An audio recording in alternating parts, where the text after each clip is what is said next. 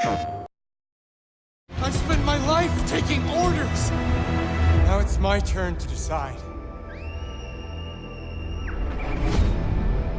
My name is David Cage. I'm the writer and director of Detroit. It's been just over an hour since a little girl was taken hostage on the top floor of a building here in downtown Detroit. So Detroit is a neo-noir thriller set in the near future in the city of Detroit. And in this world, technology made possible the creation of androids that look, speak, move exactly like human beings. And they have replaced humans in most of their jobs. Well, the existence of androids creates a very ambiguous situation and relationship with humans, because at the same time humans become very dependent on these androids because they do all types of jobs in society. There are workers, there are nurses, there are teachers, so we really need them to do these jobs, but at the same time there's a very high level of unemployment. But androids are absolutely not considered in this society. They are just machines, they are just objects, and they are treated as such. And when the story starts, some of these androids start to have strange behaviors. They start to disappear without any reason, or even start being aggressive towards humans. It's as if they were overwhelmed with their own emotions. Don't come any closer or I'll jump! In Detroit, we play more than one character. So we introduced the character of Kara at Paris Games Week, with playable character. And here at E3, we wanted to come with a playable scene just to show how the game plays. And we introduced another character. His name is Connor. And Connor is a very advanced prototype of Android. It was designed to help human investigators working on cases involving deviant androids. He can, analyze a crime scene, he can detect clues, he can recoup things.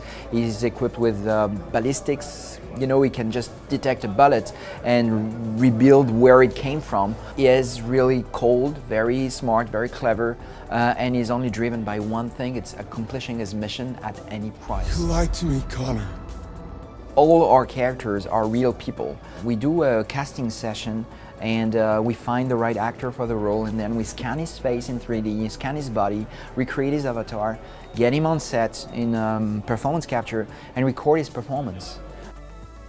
We wanted to push the limits with Detroit and have an engine that would offer us some more features regarding cinematography in particular.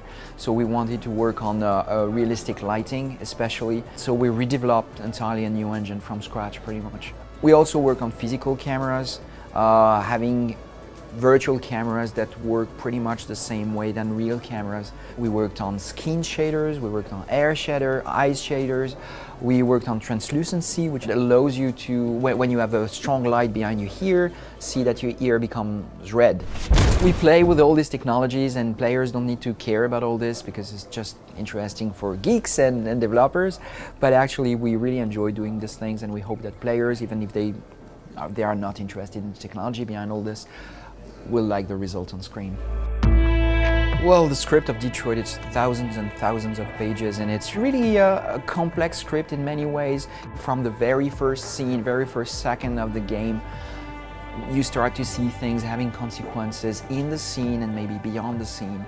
And of course, as you move on in the story, it becomes more and more complex. We tell different individual stories from different androids, and they start as separate stories, but of course there will be a point where they will connect and interlace and tell you the big story.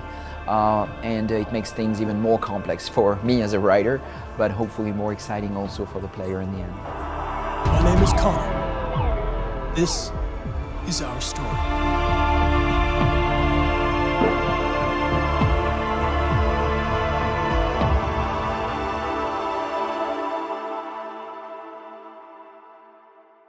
PlayStation